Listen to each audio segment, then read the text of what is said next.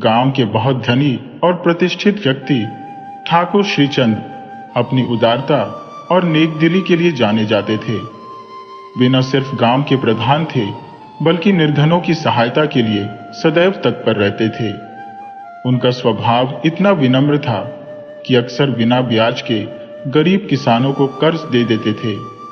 उन्होंने गांव में कई स्कूल, मंदिर और कुएं बनवाए थे और उनकी ख्याति आसपास के गांवों में भी फैली हुई थी। लोग दूर दूर से अपनी समस्याएं लेकर ठाकुर जी के पास आते थे और वे निस्वार्थ भाव से उनकी मदद करते थे। उनके इस व्यवहार के चलते वे सभी के आदर्श बन चुके थे। उनके 3 पुत्र थे, राकेश मोहन, जयप्रकाश और तीसरा। तीनों ही पुत्र अपने पिता से पूरी तरह भिन्न स्वभाव के थे। जबकि ठाकुर साहब को सेवा और उदारता में आनंद मिलता था, उनके बेटे धन दौलत के प्रति अत्यधिक लालायित रहते थे।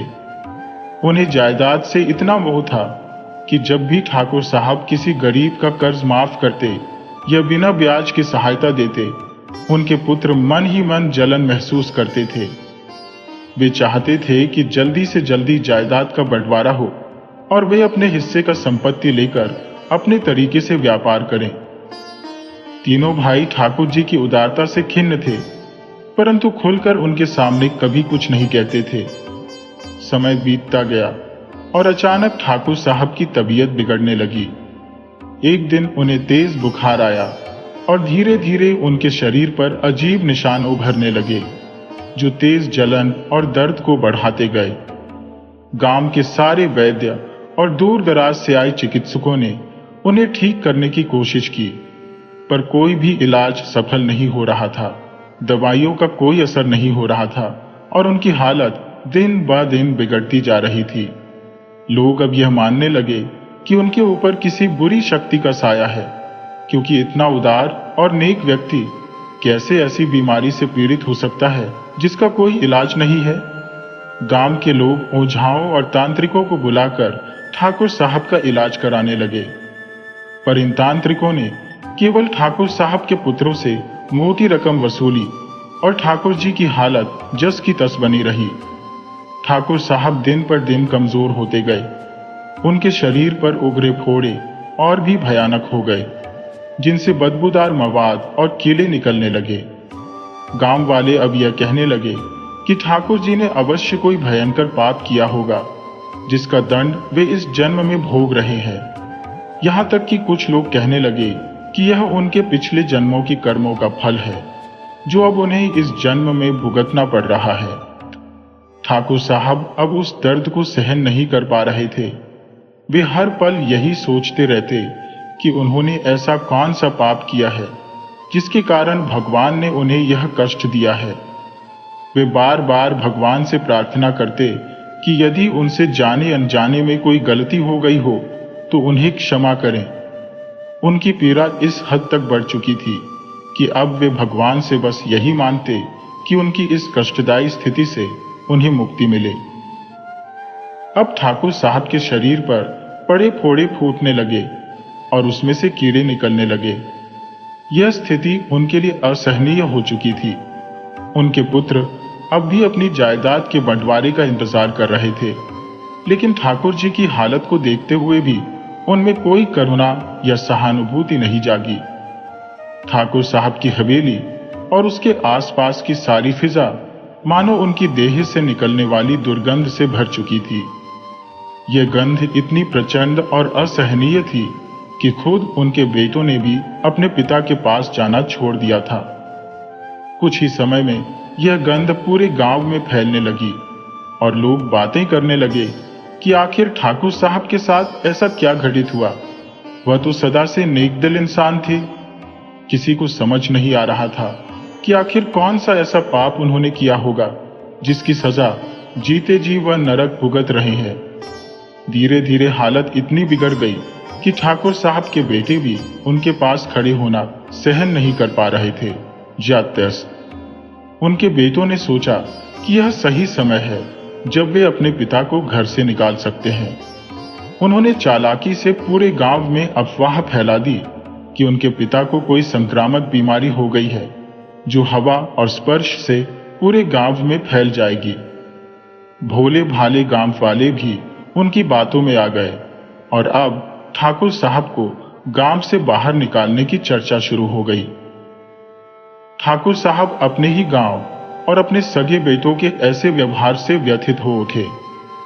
उनका हृदय मानो चकनाचूर हो गया था। वह भीतर ही भीतर सिसकने लगे, लेकिन अब उनके पास रोने के अलावा और कोई विकल्प शेष नहीं था।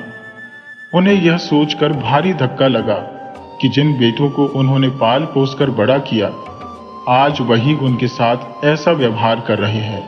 वह अपमान का घूंट पीते हुए यह सोचने लगे कि इससे पहले कि गांव वाले और उनके बेटे उन्हें हवेली और गांव से निकालें, बेहतर होगा कि वह स्वयं ही यहां से निकल जाए। रात के घनघोर अंधेरे में मन में भारी बोझ लिए ठाकुर साहब अपनी हवेली और गांव को छोड़कर अकेले ही निकल पड़े। उनका मन बार बार यही सवाल कर रहा था कि जिन बेटों के लिए उन्होंने अपनी जिंदगी का हर सुख त्यागा, वे अब उन्हें बीमारी के चलते यूं घर से निकालने पर तुल गए हैं। इस विचार ने उनके दिल को छलनी कर दिया और वे जंगल की ओर बढ़ते चले गए।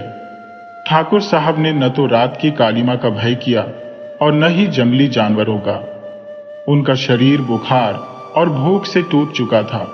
हर कदम भारी लग रहा था। उनके पास अब इतनी भी ताकत नहीं बची थी कि वह और आगे चल सके। कुछ दूर जाने के बाद उन्हें एक विशाल बरगद का पेड़ दिखाई दिया। वह पेड़ के नीचे जाकर बैठ गए और भगवान से विनती करने लगे, हे प्रभु, अब मेरे जीवन में कुछ भी शेष नहीं रहा। मुझे इस जीवन से मुक्ति प्रदान करो। थकान और दर्द से बेहाल ठाकुर साहब वहीं बेहोश होकर गिर पड़े। जब उनकी आंख खुली तो उन्होंने खुद को उसी बरगद के पेड़ के नीचे पाया।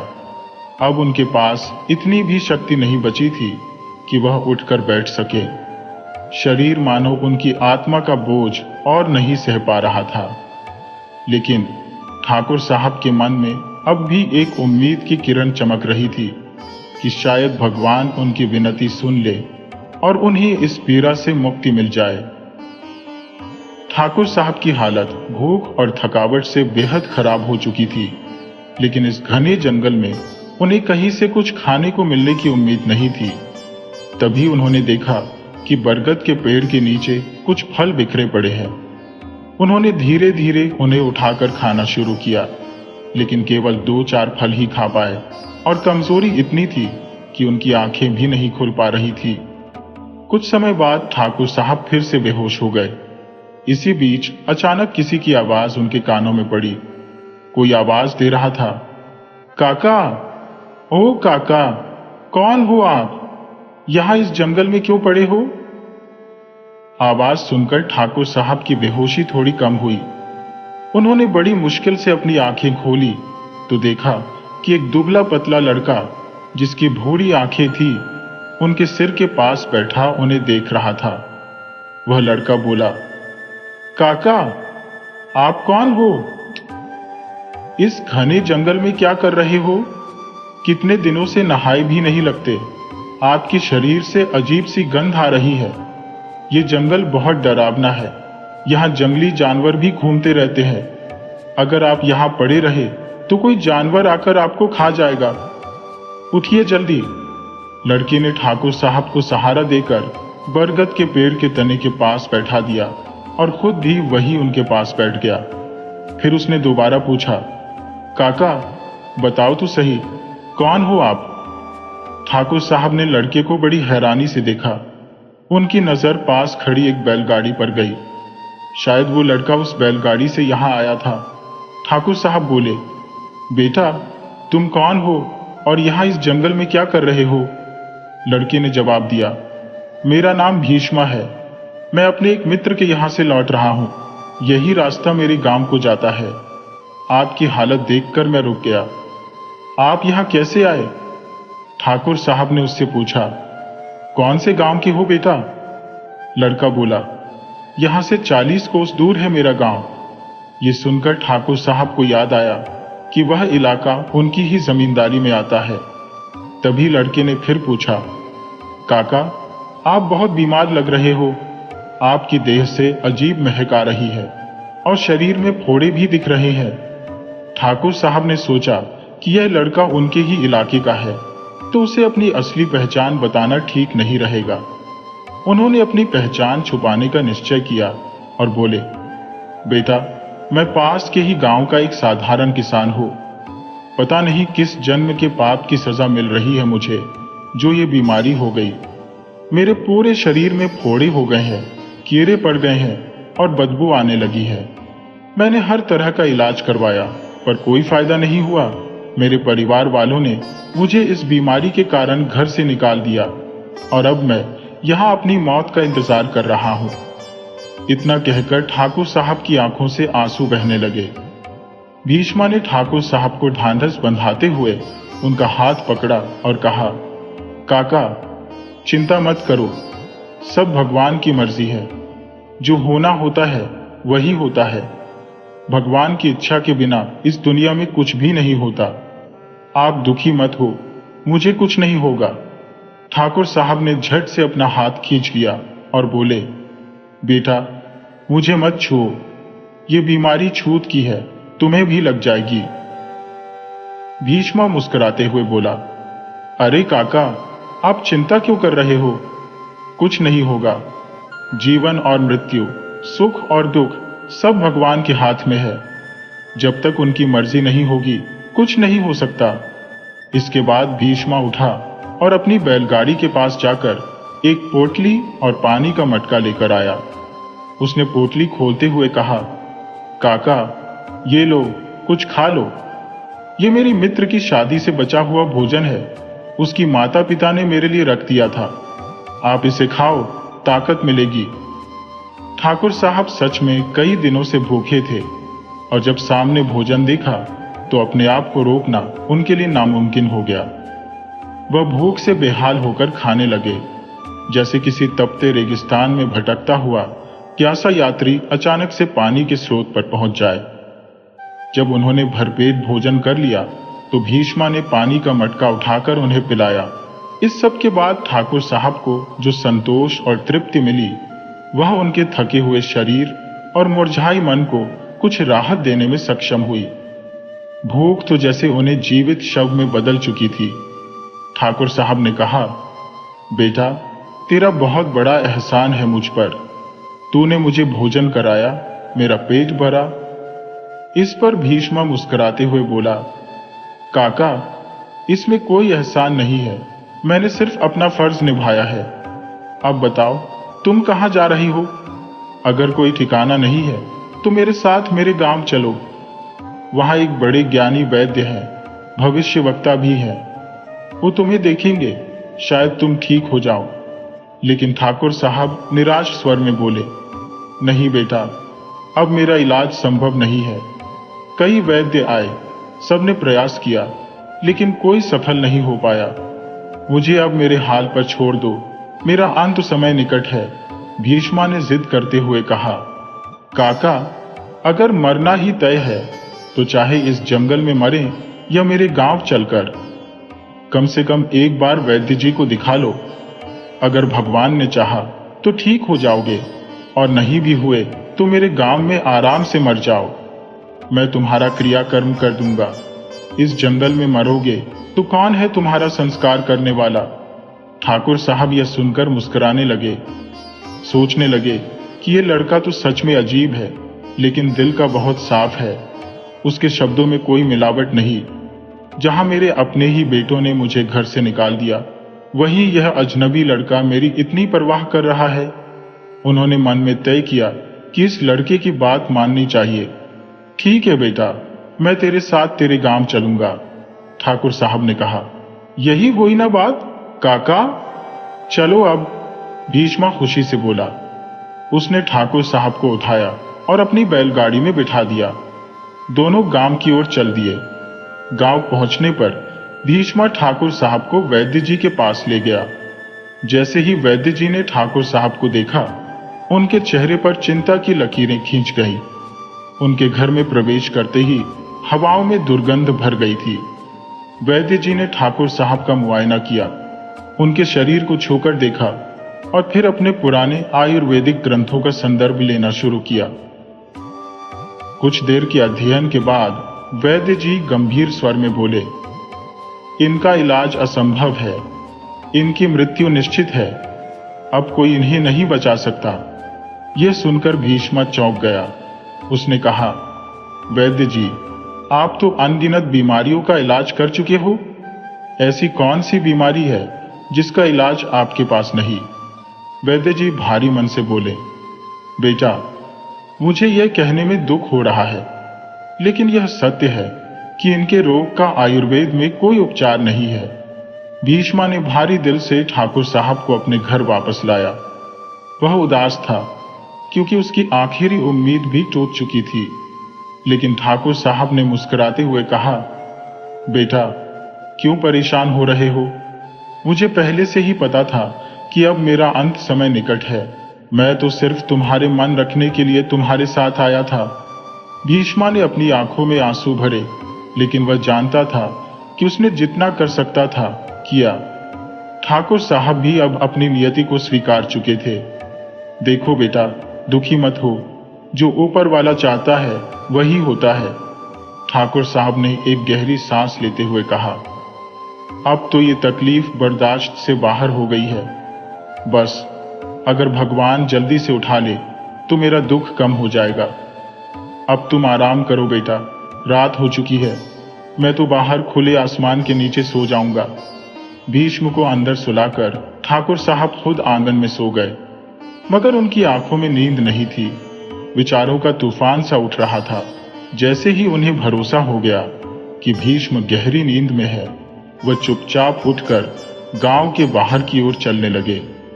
ठाकुर श्रीचंद ने अब अपने जीवन का अंत करने का फैसला पक्का कर लिया था। उनके मन में यही चल रहा था कि इस तरह तड़प तड़प कर मरने से बेहतर है कि खुद ही जीवन का अंत कर लिया जाए। ये सोचते हुए ठाकुर श्रीचंद जंगल की ओर चल पड़े। आंखों में आंसू और मन में अतीत की स्मृतियां, अपने किए अच्छे बुरे कर्म और सबसे ज्यादा अपने बेटों का ख्याल आ रहा था। बेटे जिनसे अब शायद कभी मुलाकात ना हो पाए। उनके मन में उनके लिए गुस्सा भी था और एक गहरा दुख भी। रास्ते में उन्हें एक पुराना कब्रिस्तान दिखाई दिया। चलते चलते उनकी नजर एक खुदी हुई पुरानी कब्र पर पड़ी। ऐसा लगा जैसे किसी जानवर ने मुर्दे को निकालने के लिए उस कब्र को खोद दिया हो। वहां एक उलटी पड़ी मानव खोपड़ी दिखी, जिसमें बरसों से पानी जमा हुआ था। उस पानी में अनगिनत कीड़े तैर रहे थे। पास ही एक काला सांप उस खोपड़ी में से पानी पीकर चला गया। ठाकुर साहब के मन में एक विचार आया, ये पानी अब जहरीला हो चुका होगा। अगर इसे पी लूं तो मेरी पीड़ा खत्म हो जाएगी। बिना कोई हिचकिचाहट ठाकुर साहब ने उस खोपड़ी को उठाया और एक ही सांस में सारा पानी पी गए। उनके मन में यही था कि यह जहरीला पानी उनके जीवन का अंत कर देगा। कुछ ही क्षणों में उनकी आंखों के सामने अंधेरा छाने लगा और वह वही जमीन पर गिर पड़े। सुबह का सूरज उग रहा था। पक्षियों की चहचहाहट सुनाई दे रही थी। पास ही बहती नदी का शोर भी आ रहा था। अचानक ठाकुर साहब की आंखें खुली और उन्होंने खुद को जमीन पर पड़ा पाया। उनकी देह में तेज खुजली हो रही थी। बहती हुई नदी की आवाज सुनकर उन्होंने तुरंत नदी में छलांग लगाई और अपने शरीर को पानी से धोने लगे। वह खुद को कोस रहे थे। इतना जहरीला पानी पीने के बाद भी मौत नहीं आई। आखिर मुझे और कितने दुख झेलने हैं? क्यों मेरी मौत मुझसे दूर भाग रही है? नदी में नहाते वक्त अचानक ठाकुर साहब ने देखा कि उनके शरीर के फोड़े ठीक हो गए हैं और नई मुलायम त्वचा ने उनकी पुरानी जगह ले ली है। शरीर से दर्द भी खत्म हो चुका था। उन्हें अपने शरीर में नई ऊर्जा महसूस होने लगी। वह खुद इस चमत्कार से दंग रह गए। एक रात में उनकी बीमारी पूरी तरह ठीक हो चुकी थी। उनकी आंखों में खुशी के आंसू थे। वह तुरंत भीष्म से मिलने उसके गांव की ओर भागे। गांव पहुंचकर ठाकुर साहब ने भीष्म को जगाते हुए कहा, बेटा उठो, देखो मैं पूरी तरह ठीक हो गया हूं। भगवान ने मुझे ठीक कर दिया है। ये चमत्कार है बेटा, देखो। भीष्म ने आंखें मलते हुए पूछा, काका, आप सच में ठीक हो गए? लेकिन ये रातों रात कैसे हो गया? ठाकुर साहब ने मुस्कुराते हुए कहा, बेटा, ये ऊपर वाले की लीला है। जो होना होता है वही होता है। कभी सोचा न था कि मैं फिर से इस तरह जी उठूंगा। शायद भगवान ने मेरी प्रार्थना सुन ली। भीष्मा ने आश्चर्य से ठाकुर साहब को देखा और फिर दोनों एक साथ उस चमत्कार की बात करते हुए गांव के मंदिर की ओर चल पड़े। गांव के लोगों ने भी यह चमत्कार देखकर ठाकुर साहब को घेर लिया और सबने मिलकर भगवान का धन्यवाद किया। ठाकुर साहब के जीवन में एक नई उम्मीद का सूरज उग चुका था। भीष्मा ने हैरान होते हुए कहा, काका, तुम तो बिल्कुल सही सलामत हो।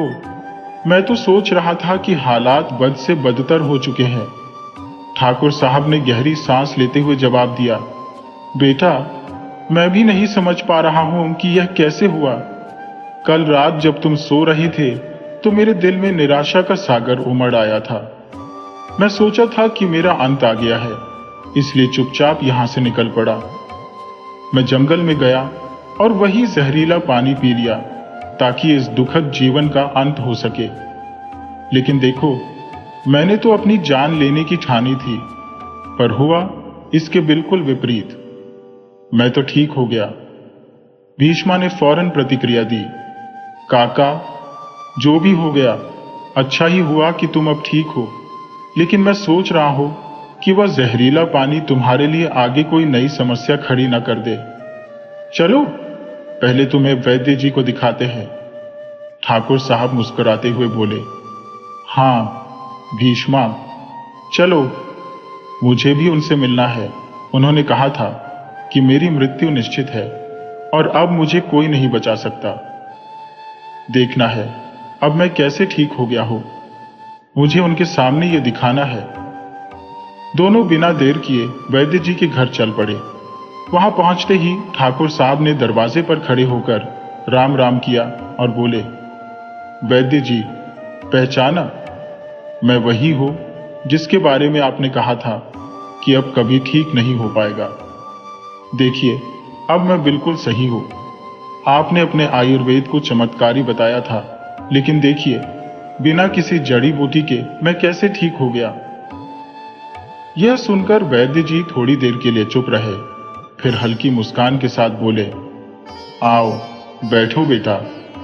मुझे मालूम था कि कुछ अजीब घटित हुआ है।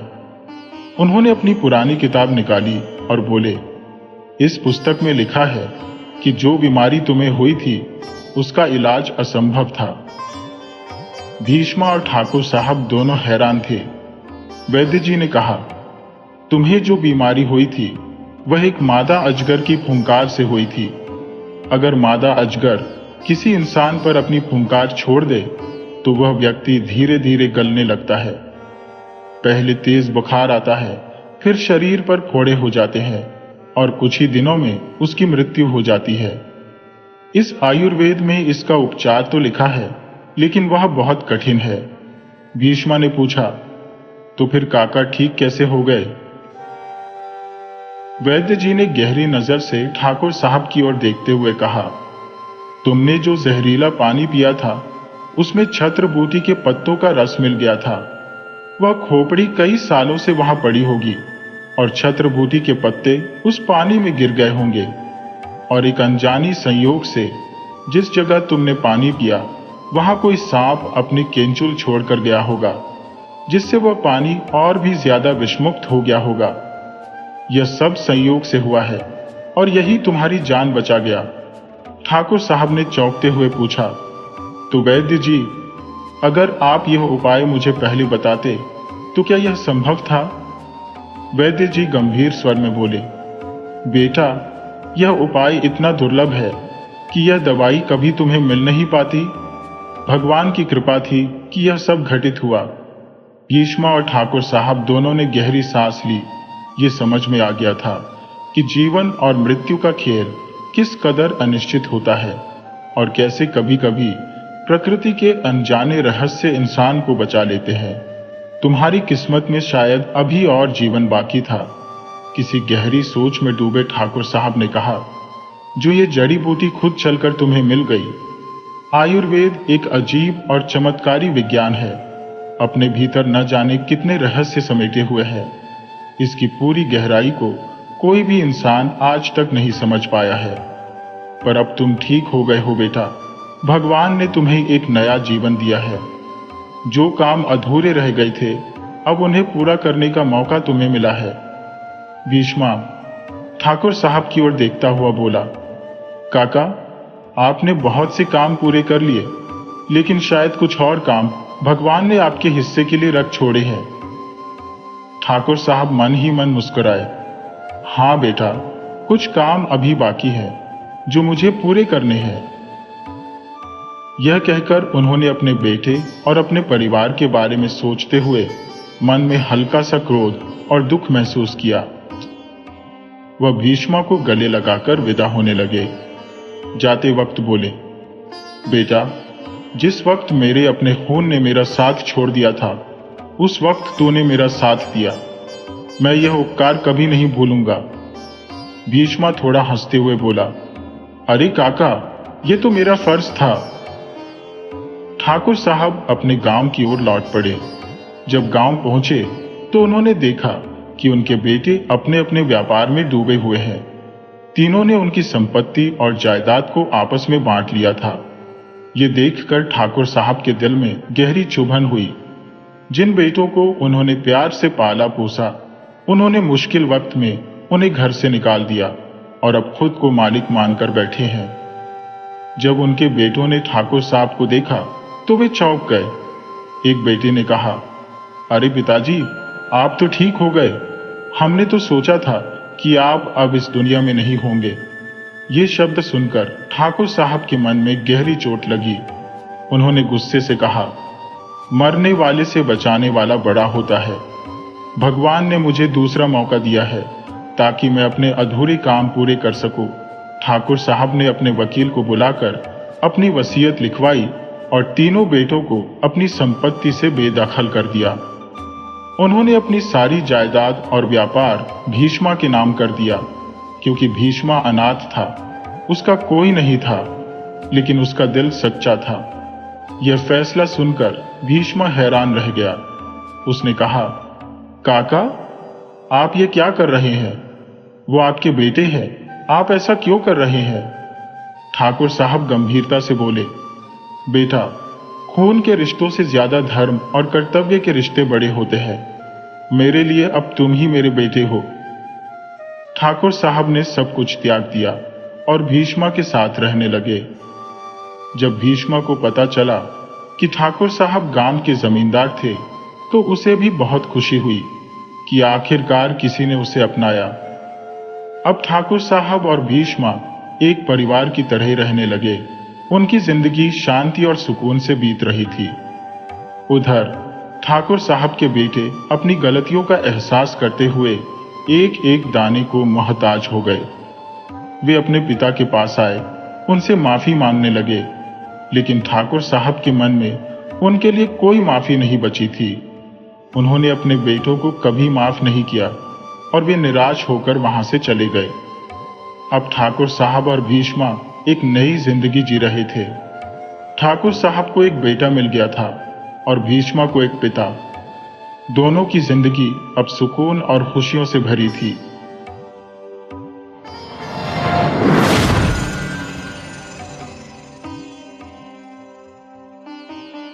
उज्जैन के प्राचीन नगर में एक ब्राह्मण परिवार निवास करता था, जो जहाजों के माध्यम से व्यापार करता था और विदेशों तक अपने कारोबार का विस्तार किए हुए था। उस परिवार में 7 भाई थे और उनमें सबसे छोटा अमन था। अमन के पिता ने बड़ी बेटी की शादियां कर दी थी, परंतु जब 7वें अमन की बारी आई, तब पिता का देहांत हो गया। पिता के जाने के बाद व्यापार की जिम्मेदारी सभी भाइयों पर आ गई और सभी भाई अपने अपने काम में मनोयोग से जुट गए। अमन को सबसे छोटा होने के कारण माँ और भाइयों की खूब ममता और स्नेह मिलता था। साथ ही उसकी भाभियां भी उसे अत्यधिक प्यार करती थी।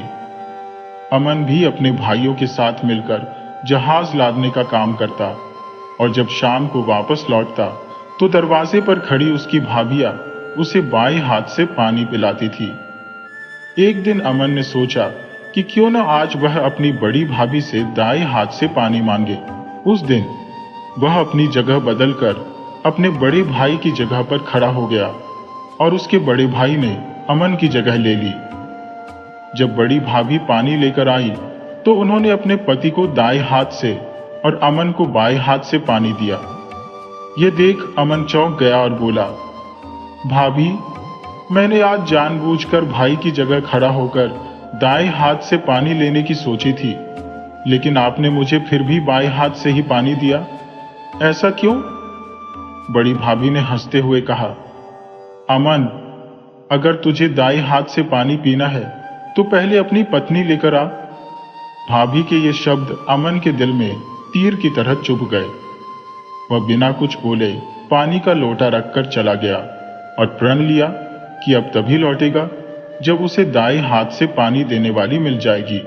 इसके बाद अमन अपने नगर से निकलकर शेरगढ़ नामक स्थान पर पहुंचा। शेरगढ़ का वातावरण शांत था, लेकिन वहां के राजा हुकुम सिंह अपनी पुत्री की बीमारी के कारण बेहद दुखी थे। उनकी बेटी अत्यंत सुंदर थी, पर किसी गंभीर बीमारी के चलते वह हमेशा अचेतन अवस्था में रहती थी।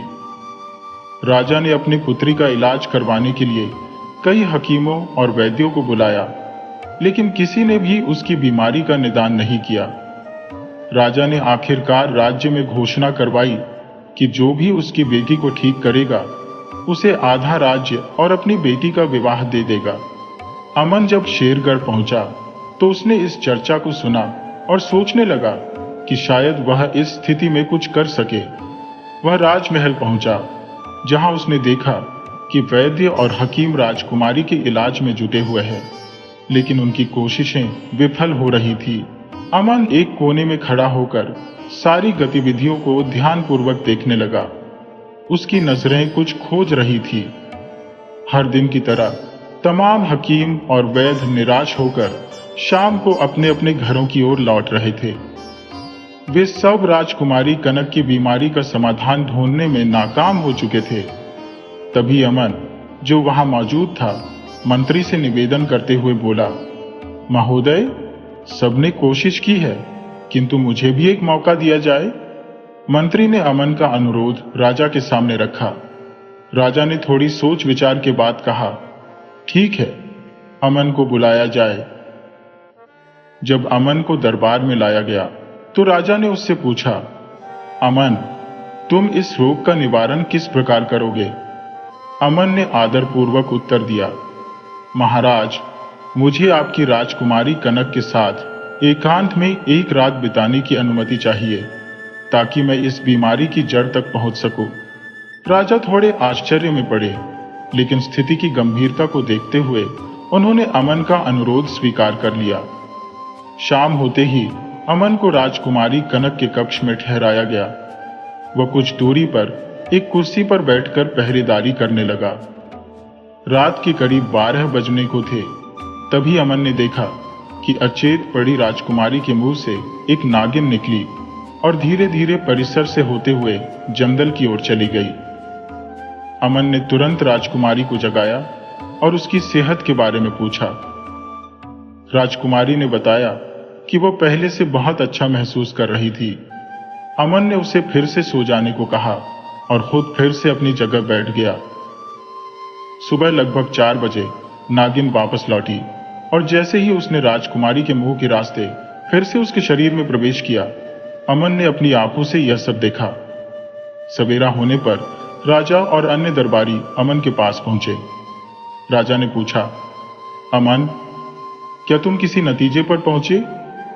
अमन ने शांति से उत्तर दिया, महाराज, मैं नतीजे तक पहुंच गया हूं, लेकिन उपचार हेतु मुझे एक रात और चाहिए और कुछ विशेष सामग्री भी चाहिए। राजा ने अपनी बेटी के स्वास्थ्य की उम्मीद में सहर्ष स्वीकृति दी और मंत्री को आदेश दिया, मंत्री जी, अमन को जो भी चाहिए वह तुरंत प्रदान किया जाए। मंत्री ने अमन से पूछा, कौन कौन सी सामग्री चाहिए? अमन बोला, मुझे एक 110 फीट लंबा और मोटा अंदर से खोखला किया हुआ बांस चाहिए, जो एक तरफ से बंद और दूसरी ओर से खुला हो, और एकांत में एक और रात चाहिए। मंत्री ने तत्परता से सारा सामान तैयार कराया और शाम होते ही अमन को वह प्रदान कर दिया। रात फिर से हुई। अमन उसी तरह मुस्तैदी से बैठा रहा और रात के 12 बजने का इंतजार करने लगा। जैसे ही घड़ी ने 12 बजाए, अमन ने बांस उठाया और राजकुमारी के मुंह के पास रख दिया। जैसे ही नागिन निकली, उसने बांस के अंदर घुसने का प्रयास किया। अमन ने तुरंत बांस के खुले मुंह को बंद कर दिया और नागिन को उस बांस के अंदर ही कैद कर दिया। इसके बाद वह आराम से सो गया। सुबह राजा और दरबारियों ने फिर से कक्ष का दौरा किया। उन्होंने अमन को सोते हुए पाया। मंत्री ने उसे जगाया और राजा ने पूछा, क्या तुम्हारा कार्य पूरा हो गया? अमन ने उत्तर दिया, महाराज, कार्य लगभग पूरा हो चुका है, लेकिन एक आखिरी काम बचा है। राजा ने जिज्ञासावश पूछा, कौन सा काम बचा है? अमन ने शांत स्वर में कहा, महाराज, कोने में रखे बांस को सैनिकों से कुचलवा दीजिए। राजा ने सैनिकों को आदेश दिया और वे बांस को उठाकर ले गए। जैसे ही उन्होंने मोगरों से बांस को कुचलना शुरू किया, नागिन उसके अंदर ही मर गई। अमन ने फिर राजा से कहा, अब आप अपनी राजकुमारी को जगाइए और उसके स्वास्थ्य के बारे में पूछिए। राजा ने राजकुमारी को जगाया और जैसे ही उसने अपनी आंखें खोली, वह सामान्य स्थिति में थी। उसकी चमकती हुई मुस्कान देखकर राजा की खुशी का ठिकाना नहीं रहा। राजकुमारी ने अपने पिता से मिलते ही अपनी मां के पास जाने की इच्छा जताई और राजा ने हर्षपूर्वक उसे जाने दिया।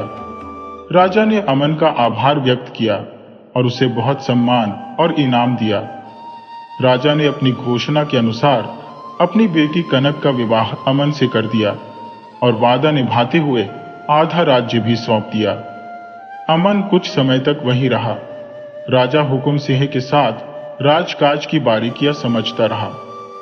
फिर एक दिन अमन ने अपने ससुर को राज्य की देखरेख सौंपकर अपनी पत्नी कनक के साथ उज्जैन लौटने का फैसला किया। उज्जैन पहुंचने पर पूरे परिवार ने उसका जोरदार स्वागत किया। उसकी 6 भाभियां भी कनक को अपने परिवार में पाकर बेहद खुश हुईं। हर साल उज्जैन के बाहरी इलाके में एक मेला लगता था, जहां दूर दूर से लोग आते थे। लेकिन उस मेले में एक खतरा भी मंडराता था। बर्गासुर नाम का एक शक्तिशाली दानव, जो अपनी जादुई विद्या से लड़कियों को मक्खी बना देता था और फिर उन्हें अपने जटाओं में फंसाकर अपहरण कर ले जाता था। वह उन्हें अपने गुफा में ले जाकर 7 तालों के भीतर कैद कर देता था। इस साल भी मेला लगा और अमन की भाभियों ने कनक को मेला घुमाने का निर्णय किया। कनक उत्साहित होकर भाभियों के साथ मेले में पहुंची। मेला जोर शोर से चल रहा था और वहां बर्गासुर भी भेष बदलकर घूम रहा था, अपनी अगली शिकार की तलाश में। उसकी नजर कनक पर पड़ी और उसे देखते ही वह उसकी सुंदरता पर मोहित हो गया। बिना देरी किए उसने अपनी जादुई विद्या का उपयोग कर कनक को मक्खी में बदल दिया और उसे अपनी जटा में फंसाकर असुरपुर की गुफा की ओर निकल पड़ा। इधर अमन की भाभियों ने जब कनक को मेले में ढूंढा और नहीं पाया, तो वे परेशान हो गईं। वे उसे ढूंढते ढूंढते थक गईं, लेकिन कनक का कोई पता नहीं चला। आखिरकार निराश होकर वे घर लौट आई। जब अमन ने उनसे कनक के बारे में पूछा, तो उन्होंने उसे कनक के गुम होने की बात बताई। अमन को अपनी पत्नी से बेहद प्रेम था, इसलिए उसने बिना देरी किए उसकी खोज में निकलने का निश्चय किया। जाने से पहले उसने अपने धनुष और तीर उठाए और एक तीर घर के आंगन में बने दीवार में गाड़ दिया। फिर उसने अपनी मां और भाभियों से कहा, जिस दिन यह तीर जमीन पर गिर जाए, उस दिन समझ लेना कि मैं अब इस दुनिया में नहीं हूं। इतना कहकर अमन परिवार से विदा लेकर कनक की खोज में निकल पड़ा। चलते चलते वह एक घने जंगल में पहुंचा, जहां उसे एक साध्वी की कुटिया दिखाई दी। साध्वी ने अमन से पूछा, बेटा, तुम थके मांदे लग रहे हो। इस जंगल में क्या कर रहे हो? अमन ने साध्वी को अपना सारा दुखड़ा सुनाया तो साध्वी ने कहा, बेटा जाओ, वहां 2 पात्र रखे हैं, एक में नहाने का पानी और दूसरे में पीने का पानी है। पहले अपनी प्यास बुझाओ और थकान मिटाओ।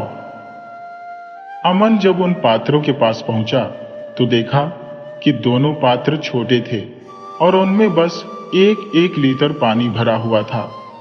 उसने सोचा, इतने कम पानी से मैं कैसे नहा पाऊंगा और कैसे प्यास बुझाऊंगा।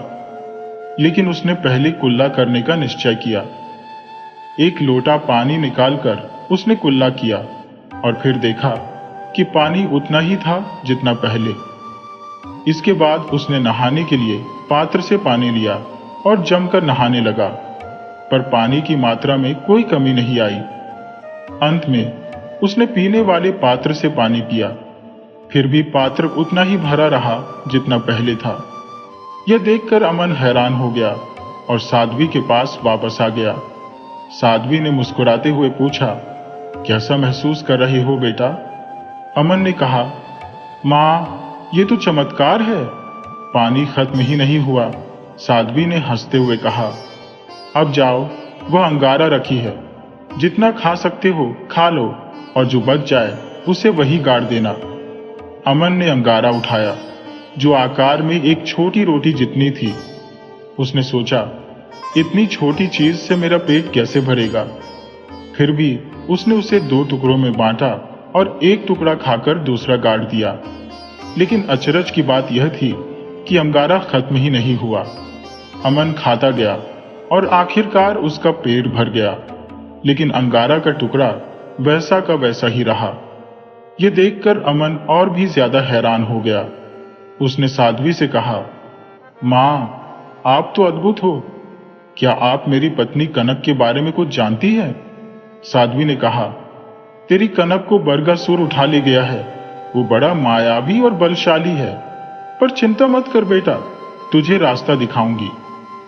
इतना सुनते ही अमन ने हाथ जोड़ते हुए कहा, माँ, कृपा करके मुझे उस दानव से कनक को छुड़ाने का कोई उपाय बताइए। साध्वी ने हल्के स्वर में उत्तर दिया, बेटा, इस बारे में मेरी जानकारी सीमित है। अगर तुम सच में समाधान चाहते हो तो तुम्हें मेरी गुरु माँ नौना चंदारी के पास जाना होगा, वही तुम्हें सही मार्गदर्शन दे सकेंगी। अमन ने तत्परता से कहा, माँ, कृपया मुझे उनके पास जाने का रास्ता बता दीजिए। साध्वी ने उसे नौना चंदारी के आश्रम का रास्ता बता दिया।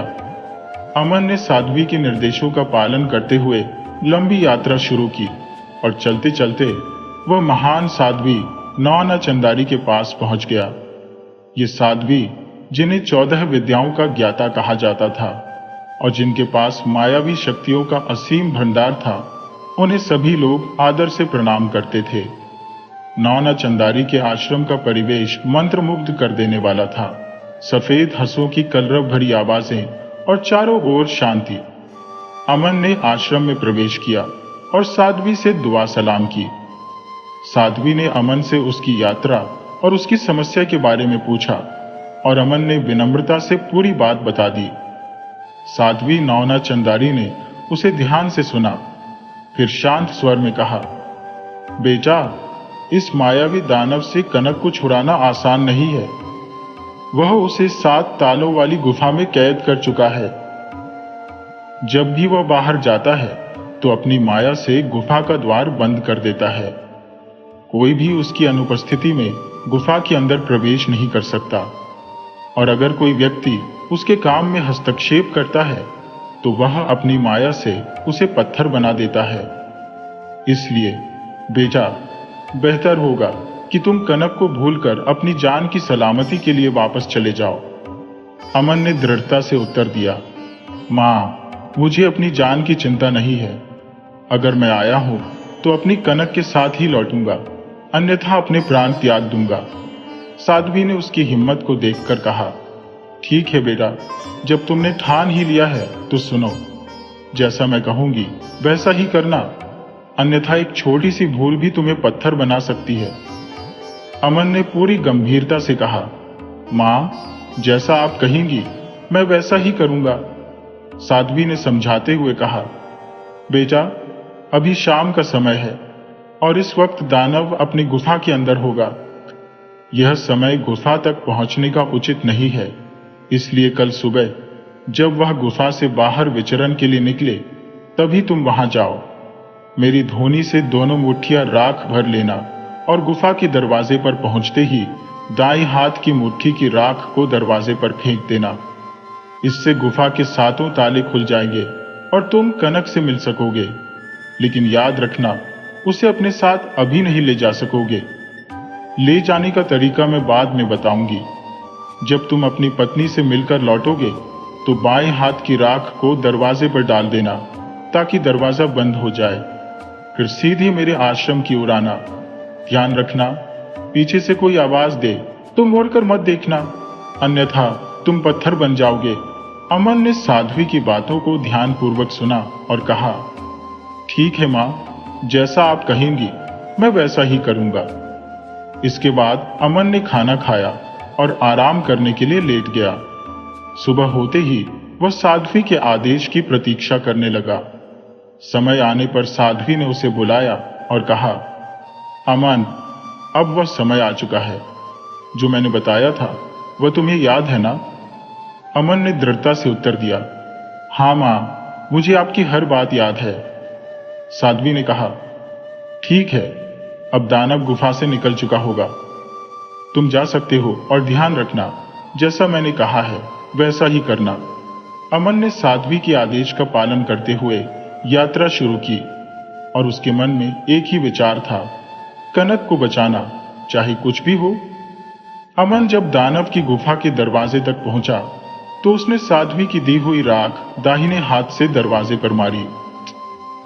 जैसे ही राख गिरी, गुफा के सारे ताले खुलने लगे और अमन बिना किसी रुकावट के 7वें कक्ष तक पहुंच गया।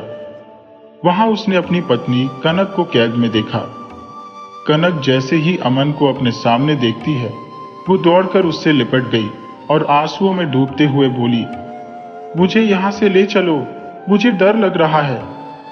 अमन ने अपने प्रियतम को शांत करते हुए कहा, प्रिय, घबराओ मत, मैं आ गया हूं, पर अभी तुम्हें यहां से ले जाना मुमकिन नहीं, थोड़ा इंतजार और करना होगा।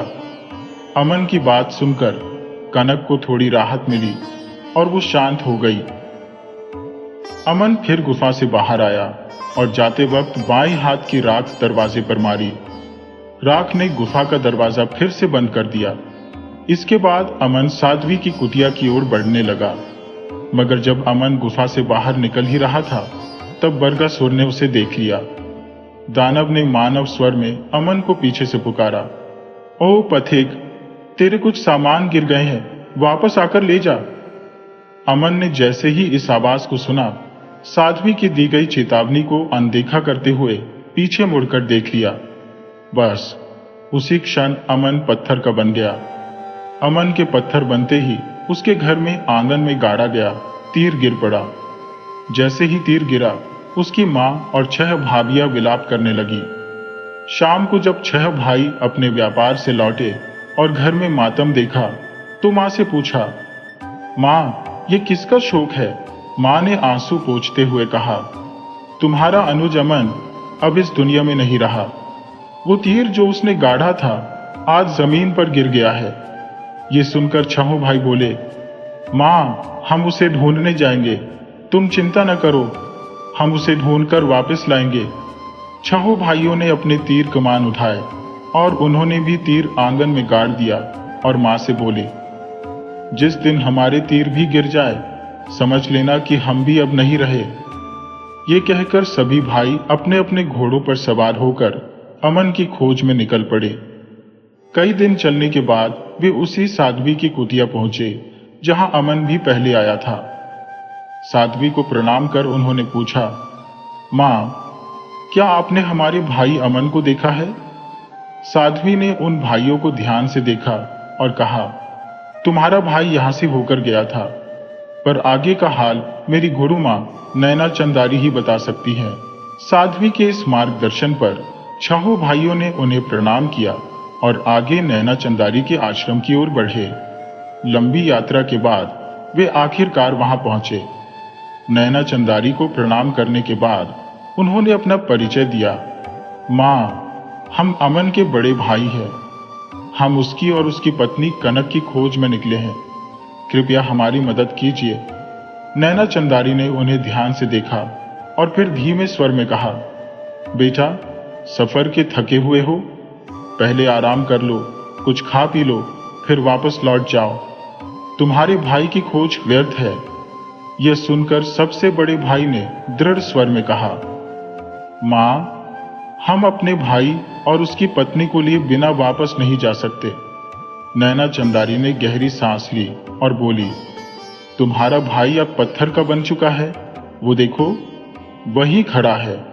और तुम्हारी अनुज कनक, वो अब भी महादानव की गुफा के 7 तालों के पीछे कैद है। तुम्हारे भाई ने भी उसे बचाने की कोशिश की थी, मगर नतीजा वही हुआ जो अब तुम्हारे सामने है। अगर तुम भी अपनी जान की सलामती चाहते हो तो तुरंत यहां से लौट जाओ। भाइयों ने पत्थर बने अमन की ओर देखा। दिल भारी हो गया, पर हार मानने का सवाल ही नहीं था।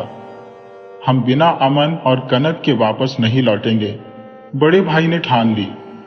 जब नवना चंदारी की बातें 6 भाइयों ने सुनी तो उन्होंने एक स्वर में कहा, माँ, हम अपने भाई और उसकी पत्नी को बचाने जाएंगे, नहीं तो हम भी उसी की तरह अपनी जान कुर्बान कर देंगे। अनुज पत्थर बन गया है, लेकिन कनक अभी भी सलामत है और गुफा में कैद है। पहले हम उससे मिलकर लौटते हैं। साध्वी ने भाइयों के साहस और अटूट प्रेम को देखकर कहा, ठीक है, पर ध्यान रखना, जो गलती तुम्हारे भाई ने की थी उसे मत दोहराना, वरना तुम्हारा भी वही हश्र होगा। 6 भाइयों ने सिर झुकाकर कहा, माँ, जैसा आप कहोगी हम वैसा ही करेंगे।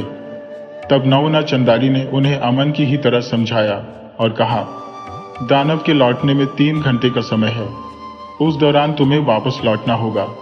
और सबसे महत्वपूर्ण बात, पीछे मुड़कर मत देखना, चाहे कोई कुछ भी कहे। फिर उन्होंने भाइयों को धोनी से राख दी और उन्हें दानव की गुफा की ओर भेज दिया। जब वे गुफा पर पहुंचे तो दरवाजे पर दाहिने हाथ की मुट्ठी की राख फेंकी, जिससे दरवाजे के साथ साथ गुफा के सभी ताले खुल गए।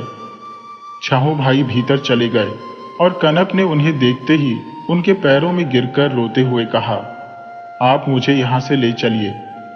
अमन भी आया था, लेकिन वादा करके लौट नहीं सका। 6 भाई बोले, कनक, चिंता मत करो, हम तुझे लेकर ही जाएंगे, लेकिन अभी एक दिन धैर्य रखना होगा। हम साध्वी माँ से तेरे साथ जाने का तरीका जानकर कल लौटेंगे। कनक को भाइयों की बातों पर पूरा भरोसा हो गया। भाइयों ने गुफा का दरवाजा बाएं हाथ की राख से बंद कर दिया और नवोना चंदारी की कुटिया की ओर चल पड़े। लेकिन तभी दानव बरगासुर वापस आया और उसने भाइयों को गुफा से निकलते देख लिया। वह एक दुखी व्यक्ति की आवाज में बोला, भाइयों, मैं लंगड़ा हूं और तुम्हारे पीछे चल रहा हूं। मेरी चलने की क्षमता नहीं है, मुझे थोड़ी सहायता कर दो। उसकी दर्द भरी आवाज सुनकर 6 भाइयों ने वही गलती की जो अमन ने की थी। नवना चंदारी की चेतावनी को नजरअंदाज कर उन्होंने पीछे मुड़कर देख लिया। बस देखते ही सभी भाई पत्थर के बन गए। बरगासुर गुफा में लौटते ही कनक से बोला, यहां कौन आया था? कनक ने उत्तर दिया, मुझे क्या पता, मैं तो 7 तालों के भीतर कैद हूं। बाहर की दुनिया से मुझे कुछ खबर नहीं। दानव ने बाहर की निगरानी की और संतुष्ट होकर बड़बड़ाया, उन सभी को तो मैंने सजा दे दी, अब देखता हूं अगला कौन आता है। उसके ये शब्द सुनकर कनक के पैरों तले जमीन खिसक गई। उसने सोचा, हो ना हो इसने मेरे जेठों को भी मार डाला है। इस विचार ने उसे अंदर से तोड़ दिया और उसने जीने की हर उम्मीद छोड़ दी। उधर जैसे ही 6 भाई पत्थर बने, उनके आंगन में बनी दीवार से 6 तीर नीचे गिर पड़ी। इसे देखकर अमन की मां और 6 भाभियां फूट फूट कर रोने लगी। उनका विलाप दिन से रात तक चलता रहा। रात में राजा वीर विक्रमादित्य हमेशा की तरह अपने नगर उज्जैन का हाल जानने निकले। जब उन्होंने एक ब्राह्मणी और उसकी 6 बहुओं को रोते देखा तो वे उनके पास गए और पूछा, माँ, क्या हुआ? इतनी रात गए तुम अपनी बहुओं के साथ क्यों विलाप कर रही हो? ब्राह्मणी ने अश्रुपूरित आंखों से उत्तर दिया, महाराज, मेरे 6 बेटे थे जिन्होंने। एक बार ब्राह्मणी अपने बेटे और बहुओं के दुख में डूबी बैठी थी। एक बहू मेले में गुम हो गई थी और उसका पता लगाने के लिए उसके 7 बेटे गए थे, पर अब वे इस दुनिया में नहीं रहे। ब्राह्मणी का दुख बयां करते हुए उसने कहा, अब हम कैसे जिएंगे? राजा विक्रमादित्य ने ब्राह्मणी की पीड़ा को महसूस करते हुए कहा, मां, चिंता मत कर, मैं तेरे बेटों और बहुओं की खैर खबर लेकर ही वापस आऊंगा।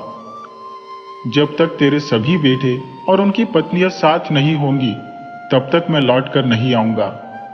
इतना कहकर राजा विक्रमादित्य अपने घोड़ी पर सवार होकर रात में ही निकल पड़े।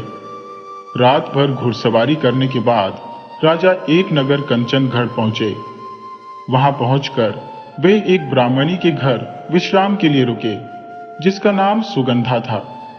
सुगंधा का पति पहले ही गुजर चुका था और उसके परिवार में उसका बेटा और एक नव विवाहिता बहू थी, जो हाथ में कंगन पहनकर झाड़ू लगा रही थी।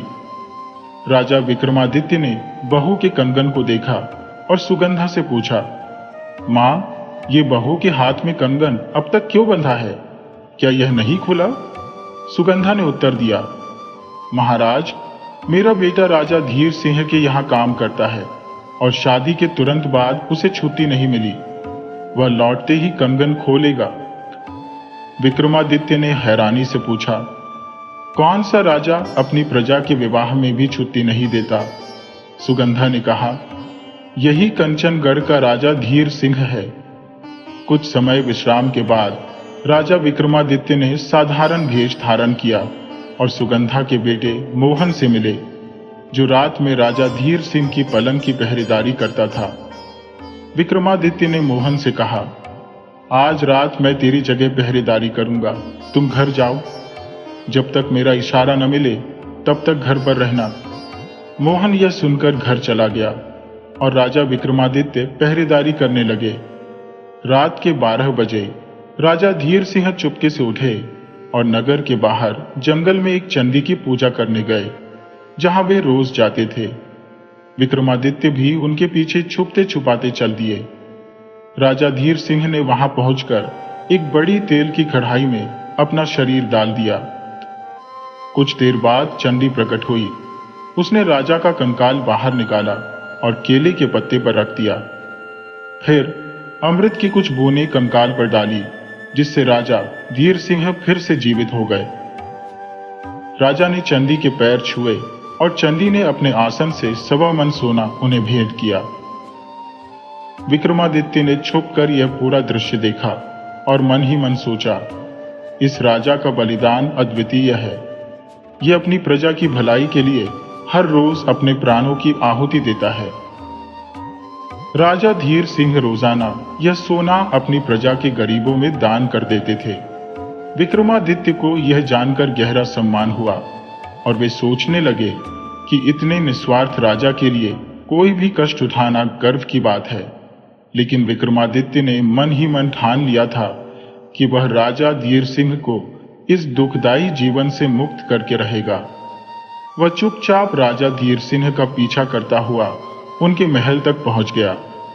राजा धीर सिंह अपनी ड्यूटी समाप्त करके सोने के लिए पलंग पर लेट गए और विक्रमादित्य भी पहले से ही वहां तैनात हो गया था। हर सुबह धीर सिंह सोना याचकों में बांटते थे। यह देखकर विक्रमादित्य धीर सिंह के निस्वार्थ भाव से बहुत प्रभावित हुए। उन्होंने मन में निर्णय कर लिया कि राजा को इस दुष्चक भरे कर्म से मुक्त करेंगे। शाम होते ही विक्रमादित्य प्रतीक्षा में थे। जैसे ही रात 12 बजे, जब राजा धीर सिंह जागने की कोशिश कर रहे थे, विक्रमादित्य ने अपने अद्भुत ज्ञान और शक्तियों का प्रयोग किया और धीर सिंह को गहरी नींद में सुला दिया। विक्रमादित्य ने चुपचाप उनके स्थान पर अपनी जगह ली और चंडी की मढ़ी की ओर निकल पड़े। चंडी के स्थान पर पहुंचते ही विक्रमादित्य ने धीर सिंह की जगह स्वयं को कढ़ाई में डाल दिया।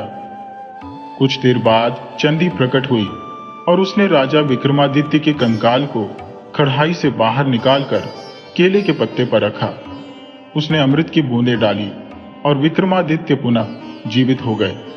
चंदी मांस का शोरबा पीते ही आनंद से भर गई और प्रसन्न होकर बोली, धीर सिंह, आज तुमने मुझे बहुत खुश कर दिया। 3 वर मांगो, मैं तुम्हें जो चाहो दूंगी। विक्रमादित्य ने कहा, हे देवी, पहले आप ये वचन दे कि आप जो भी वरदान दूंगी वह पूरा होगा। चंदी ने मुस्कुराते हुए कहा, मैंने वचन दिया है, मांग लो। विक्रमादित्य बोले, पहला वरदान है कि आप मुझे अपना सोना झाड़ने वाला आसन दे दीजिए। दूसरा वरदान है कि आप मुझे अमृत का घड़ा सौंप दीजिए। और तीसरा वरदान यह है कि आप इस स्थान से दूर चली जाइए। चंदी ने गुस्से और दुख में कहा, धीर सिन्हा, तुमने मुझसे मेरा सब कुछ छीन लिया, मुझे बेघर कर दिया। विक्रमादित्य ने उत्तर दिया, देवी, आपने वचन दिया था, आपको अपना वचन निभाना ही होगा। चंदी ने भारी मन से विक्रमादित्य को अपना आसन और अमृत का घड़ा सौंप दिया और वहां से चली गई। विक्रमादित्य ने दोनों वस्तुएं लेकर धीर सिंह के महल की ओर रुख किए। सुबह होने पर धीर सिंह जागे और यह देखकर हैरान रह गए कि सूरज निकल चुका है और याचक उनकी प्रतीक्षा कर रहे हैं। वह अत्यंत परेशान हो गए कि वह आज सोना नहीं बांट सके। उन्होंने यह सोचते हुए कि अब उनके जीने का कोई अधिकार नहीं, अपने कमरे में जाकर आत्महत्या करने का निश्चय किया। कटार उठाते ही विक्रमादित्य वहां पहुंचे और उनका हाथ पकड़ लिया। उन्होंने कटार छीनते हुए कहा, राजन, आप क्या करने जा रहे हैं? आपकी प्रजा को आपकी आवश्यकता है। आपको जीना होगा और याचकों को खुशियों से भरना होगा। धीर सिंह ने निराशा भरे स्वर में कहा, यह सब कैसे होगा? विक्रमादित्य मुस्कुराते हुए बोले, यह लीजिए आपकी समस्या का समाधान। उन्होंने चंदी का सोना झाड़ने वाला आसन सामने रखा। धीर सिंह ने अविश्वास से उस आसन को देखा और विक्रमादित्य से कहा, महोदय, आप कौन हैं? आप सैनिक तो नहीं लगते, कृपया अपना परिचय दीजिए। विक्रमादित्य ने हंसते हुए कहा, राजन, मैं विक्रमादित्य हूं। मैं यहां आपकी सहायता करने आया हूं ताकि आप इस पीड़ा से मुक्त हो सकें। महोदय, कृपया मुझ पर दया कीजिए। यह सुनते ही राजा विक्रमादित्य ने अपना परिचय देते हुए धीर सिंह को समस्त घटनाक्रम और अपने आने का उद्देश्य विस्तार से बताया। विक्रमादित्य का नाम सुनते ही धीर सिंह आश्चर्यचकित होकर उनके चरणों में गिर पड़े और क्षमा मांगने लगे। महाराज, मुझे क्षमा कीजिए, जाओ, मुझे नहीं पता था कि मैं उस महान राजा से मदद मांग रहा हूं, जिनकी चरण धूलि भी मेरे मस्तक पर होनी चाहिए थी। अनजाने में ही मैंने आपसे पलंग की निगरानी करा ली। ये सुनते ही विक्रमादित्य ने मुस्कुराते हुए चंदी का चमत्कारी आसन उनके हाथों में थमा दिया और बोले, अब आपको हर रात अपनी बलि नहीं देनी पड़ेगी। यह सोना झाड़ने वाला आसन तुम्हें हर सुबह 1.25 मन सोना देगा, जिससे तुम अपनी रियासत का ख्याल रख सकोगे। और हां, ब्राह्मणी के बेटे मोहन को दासत्व से मुक्त करके उसे पेंशन भी देते रहना। धीर सिंह ने इस वरदान के लिए आभार व्यक्त किया और विक्रमादित्य को प्रणाम करते हुए विदा ली। विक्रमादित्य अपनी जिम्मेदारी पूरी कर घोड़े पर सवार होकर जंगल की ओर बढ़ गए। चलते चलते वह एक साध्वी के पास पहुंचे। साध्वी ने उनका स्वागत किया और उनसे उनके आगमन का कारण पूछा। विक्रमादित्य ने विनम्रता से उत्तर दिया, मां, मैं विक्रमादित्य हूं और एक दुखियारी ब्राह्मणी के 7 बेटों की खोज में निकला हूं। क्या आप उनके बारे में कुछ जानती हैं? साध्वी ने उत्तर दिया, बेटा, मैं अधिक नहीं जानती, लेकिन वे यहां आए थे। मेरी गुरुमा नाना चंदारी शायद इस विषय पर अधिक जानकारी दे सके। विक्रमादित्य साध्वी को धन्यवाद देते हुए नाना चंदारी की ओर निकल पड़े। लंबी यात्रा के बाद वे नाना चंदारी के पास पहुंचे और उनके चरणों में दंडवत किया। गुरु मां ने स्नेहपूर्वक पूछा, तुम कौन हो और किस प्रयोजन से आए हो? विक्रमादित्य ने उत्तर दिया, मां, मैं विक्रमादित्य हूं और ब्राह्मणी के 7 पत्थर बने बेटों की मुक्ति के लिए आया हूं। ये सुनकर नाना चंदारी गंभीर हो गईं। उन्होंने कहा, बेटा, वे 7 भाई तो पत्थर बन चुके हैं। क्या तुम भी वही गलती करना चाहते हो? उनकी तरह पत्थर बनना चाहते हो?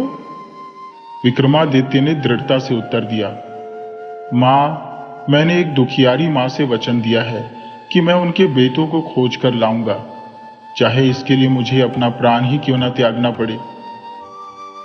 यह सुनकर नाना चंदारी ने विक्रमादित्य को चेतावनी देते हुए कहा, ठीक है बेटा, लेकिन जो गलतियां उन्होंने की थी वह तुम मत दोहराना, अन्यथा उनका जैसा हश्र हुआ वही तुम्हारा होगा। जो मैं कहूंगी वह तुम्हें अक्षरशः पालन करना होगा।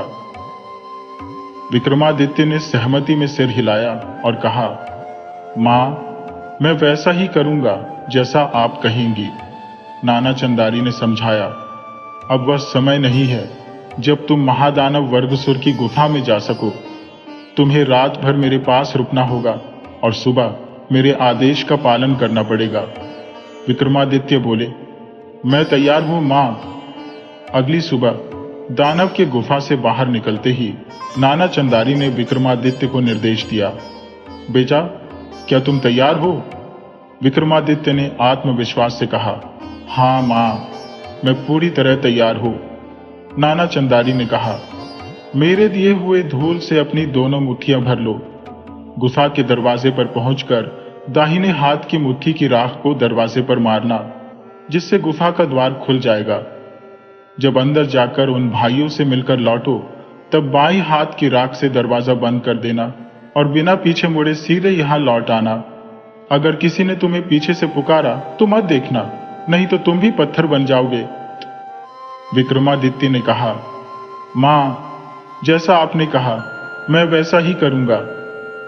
विक्रमादित्य ने नाना चंदारी से राख लेकर दानव की गुफा की ओर प्रस्थान किया।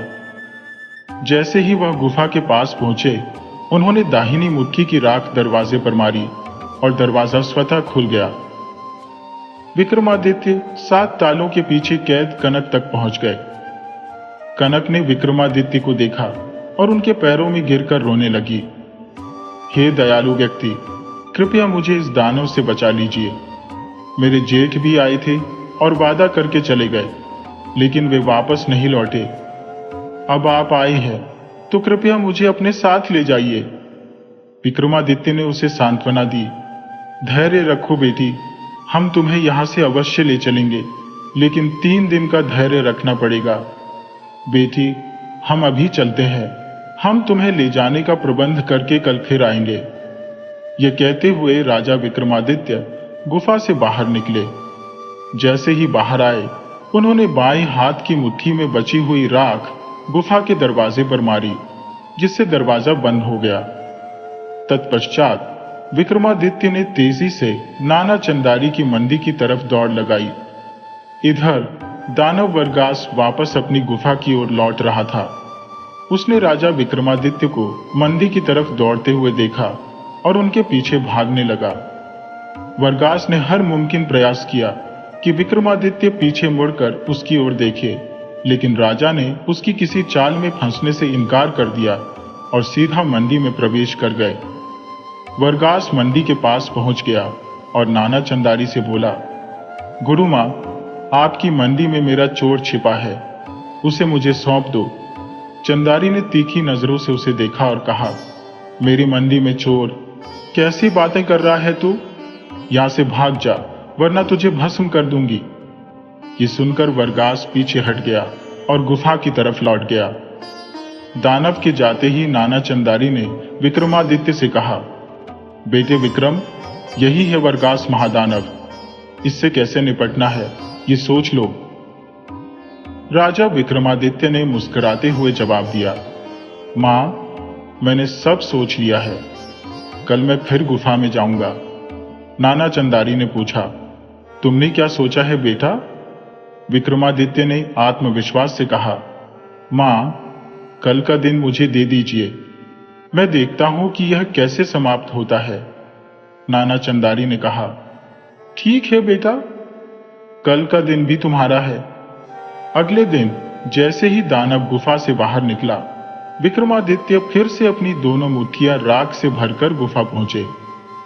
दाएं हाथ की मुट्ठी की राख को दरवाजे पर मारते ही दरवाजा खुल गया और विक्रमादित्य भीतर चले गए। कनक को देखकर विक्रमादित्य बोले, बेटी कनक, आज जब दानव तुम्हारे पास लौटे तो उससे उसके काल के बारे में पूछना।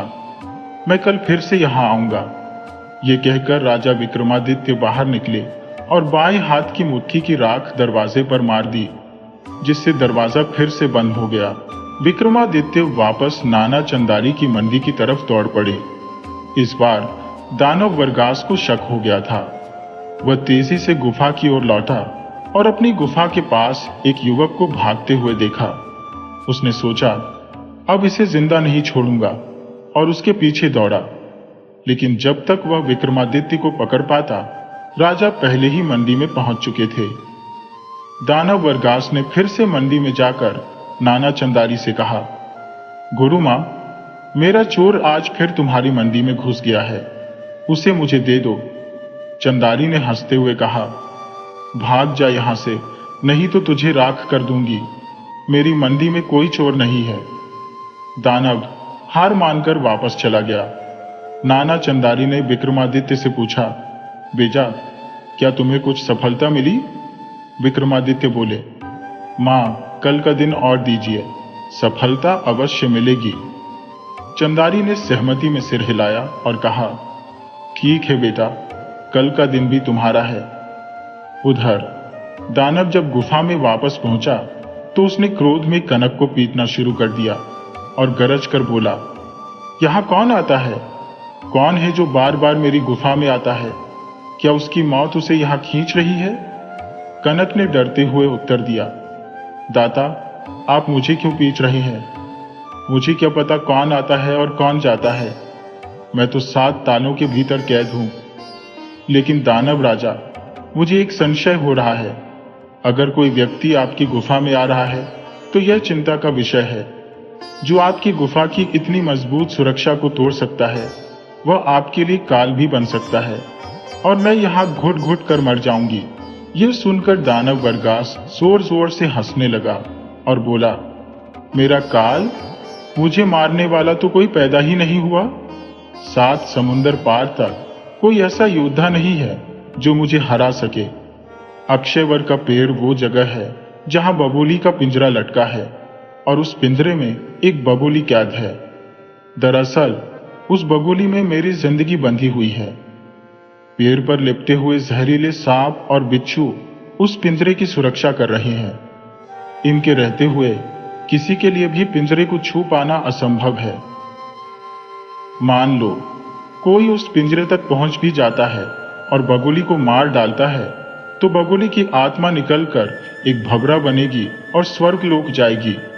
वहां से वह अमृत की बूंद भरकर वापस आएगी और बगुली के मुंह में डाल देगी, जिससे वह फिर से जीवित हो जाएगी, और उसके साथ मैं भी पुनर्जीवित हो जाऊंगा। कनक, तेरा ये संशय करना व्यर्थ है। 7 समुंदर पार करना किसी के बस की बात नहीं। तू निश्चिंत हो जा, मुझे कोई मार नहीं सकता। इतना कहकर दानव अगले दिन सुबह जंगल की ओर चला गया ताकि अपना पेट भर सके।